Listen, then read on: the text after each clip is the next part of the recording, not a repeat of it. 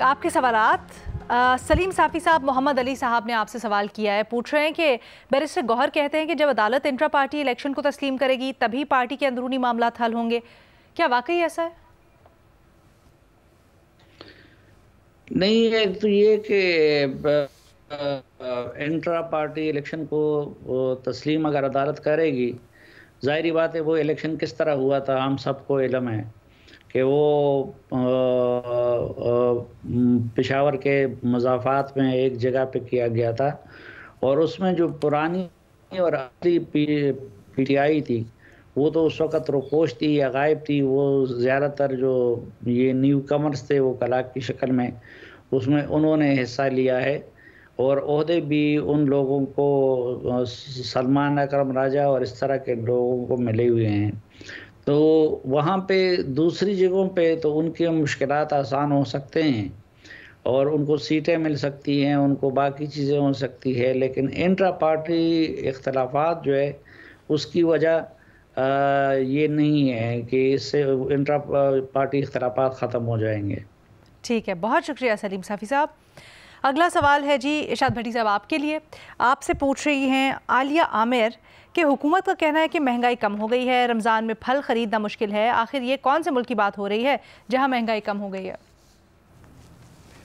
आलिया साहबा, ये हमारी दुनिया की महंगाई की बात नहीं कर रहे, ये अपनी दुनिया की महंगाई की बात कर रहे हैं। उनके मामलात सेट हो गए हैं, महंगाई उनकी ख़त्म हो गई है। शरीफिस्तान में बहुत चीज़ें सस्ती हैं, भूटान में बहुत चीज़ें सस्ती हैं और पाकिस्तान में अलबत्ता नहीं सस्ती।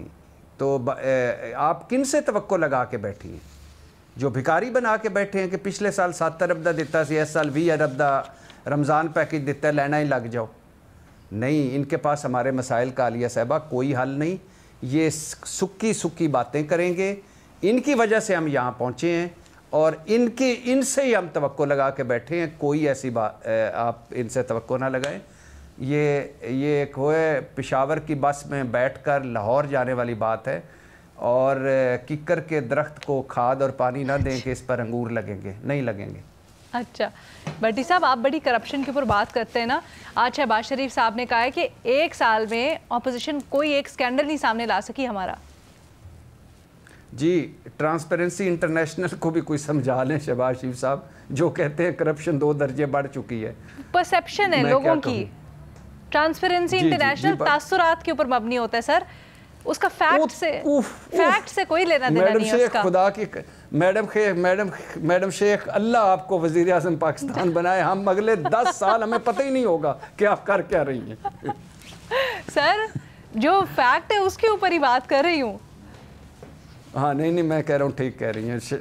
मुबारक हो शहबाज शरीफ साहब, 5 वजारतों की गुंजाइश थी, 55 वज़ीर बना के बैठे हैं अल्हम्दुलिल्लाह।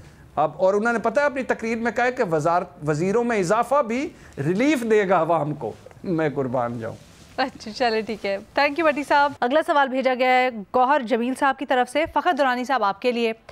आपसे पूछा जा रहा है कि पाकिस्तान पहला मुल्क होगा जहां ख़राब कारकर्दगी पर टीम से बाहर होने वाले को कुछ महीने बाद कप्तान बनाकर टीम में ले आते हैं। इन लोगों का एहतसाब कौन करेगा? बिल्कुल मुत्तफ़िक अलीना, ये जो गौहर जमील साहब हैं उनसे देखें, यही पाकिस्तान का अलमिया है और यही मेरा ख्याल है कि बुनियादी वजह है जो कि पाकिस्तान क्रिकेट को कभी फ्लरिश नहीं होने दे पा रही। ये जो शादाब के हवाले से या जितने भी बाकी माजी में भी इस तरह का हुआ कि जिसको किसी कारकर्दगी की बुनियाद के ऊपर टीम से बाहर निकाला जाता है, फिर हम देखते हैं कि कुछ अरसे के बाद वो कप्तान बन के वो आ जाते हैं। तो ये अलमिया है जो पाकिस्तान में मेरा ख्याल है कि एक जो सिस्टमेटिक तरीके से क्रिकेट का कभी परवान चढ़ने ही नहीं दिया गया। आज ही अगर वो देखें जो इंडिया और उसका ऑस्ट्रेलिया का मैच हो रहा था, उसमें एक अगर उनका वो होता है तो सिस्टमेटिक तरीके से कैसे वो पूरी टीम को दूसरे जो है वो आके संभाला देते हैं। तो ये पाकिस्तान में जब तक ये ख़ासतौर के ऊपर मेरिट के हवाले से और फिर जो ग्रॉस रूट लेवल पे और फिर डिपार्टमेंटल जो क्रिकेट के हवाले से कोई बुनियादी तौर पे कोई ढांचा नहीं वो किया जाएगा, तब तक मैं नहीं समझता कि ये इस तरह पाकिस्तान हमेशा हम जो क्रिकेट टीम है वो हमारी कौम के जो दिल हैं वो तोड़ती ही रहेगी, जैसे हम देखते आ रहे हैं। बहुत शुक्रिया फ़खर दुरानी साहब। बैमल, आपसे सवाल किया है साहिर मलंग ने। आपसे पूछ रहे हैं कि वफाकी काबीना की तौसीम में सबसे ज़्यादा पंजाब की नुमाइंदगी है, 20 वज़रा का ताल्लुक पंजाब से है, क्या इसका असर हुकूमती फ़ैसलों पर होगा? पहले बात तो लीना मुझे समझ नहीं आती कि इतनी बड़ी जो काबीना है उसकी ज़रूरत क्या है। ये अहमद बिलाल महबूब साहब जो पिलडेट वाले, उन्होंने ट्वीट किया था कि ये 8वीं बड़ी काबीना है पाकिस्तान की। सबसे बड़ी जो थी वो यूसुफ रज़ा गिलानी साहब की थी, 91 कैबिनेट मेंबर्स। फिर उसके बाद PDM 1 थी, 88 थे उसमें, और फिर इमरान खान साहब के 85 कैबिनेट मेंबर्स थे। तो खैर इनकी इतनी समझ नहीं आती। जहाँ तक ये बात है कि जी ये क्या इसका असर हुकूमती फैसले पर होगा, क्योंकि ज़्यादातर लोगों का ताल्लुक पंजाब से, तो आप देखिए कि PMLN जो है वो पंजाब की ही पार्टी बन गई है। और अनफॉर्चुनेटली एक हम अगर ओवरऑल भी देखें कि जो गवर्नमेंट पंजाब में बनाता है वही विफाक में भी उनकी बन जाती है। मोस्ट लाइकली यही होता है आजकल, और खासतौर पे 3 पार्टी सिस्टम के अंदर तो हमने ये चीज़ देखी है। 2008 में ज़रा 2 पार्टी सिस्टम था तो ज़रा वक्त भी फ़र्क था कि ज़रूरी नहीं कि पंजाब में जिसकी हुकूमत हो उसी की विफाक में बने, लेकिन अब ऐसे नजर आ रहा है। तो PMLN का फोकस ही पंजाब है, तो ऑब्वियसली अगर उन्होंने 20 वज़रा को पंजाब से रखा है तो उसका असर भी होगा हुकूमती फैसलों पर ऊपर। ओवरऑल भी अगर आप देखें कि PMLN का क्या फोकस जो है वो बाकी चीज़ों से ज़्यादा उनका है ही गवर्नमेंट ऑफ पंजाब के ऊपर। ठीक है जी, बहुत शुक्रिया महमूद ज़फ़रार साहिबा। इसी तरह से हमें सवालात भेजते रहिए। हमारी एपिसोड के नीचे जाके आपको कमेंट करना है अपना सवाल, हम उसको प्रोग्राम में शामिल करेंगे।